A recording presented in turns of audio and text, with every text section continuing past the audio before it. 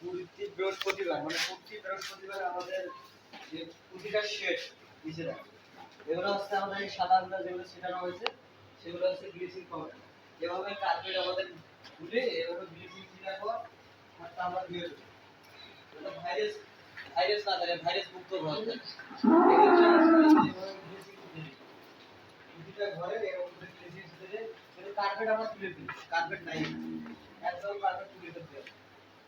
দেখেন ভিতর থেকে দেখেন এগুলো ব্লিচিং পাউডার এগুলো সিঁড়ি দেওয়ার পর 10-15 মিনিটের ভিতরে 10 থেকে 15 মিনিটের ভিতরে আমাদের ঘরটা ধুয়ে ফেলতে হবে উপরের শেষ। খেয়াল করে সকালে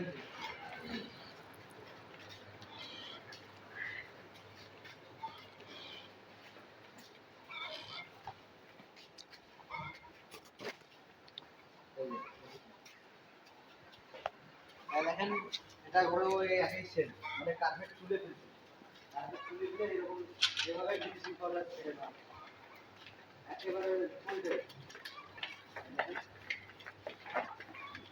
প্রতি বৃহস্পতিবার আমাদের সপ্তাহে একদিন প্রতি বৃহস্পতিবার এভাবে ব্লিচিং ছেটানো হয়। এটা হচ্ছে এক সাইড, ওদিকে গাভীর সাইডেও একই সিস্টেম করা আছে প্রতি বৃহস্পতিবার।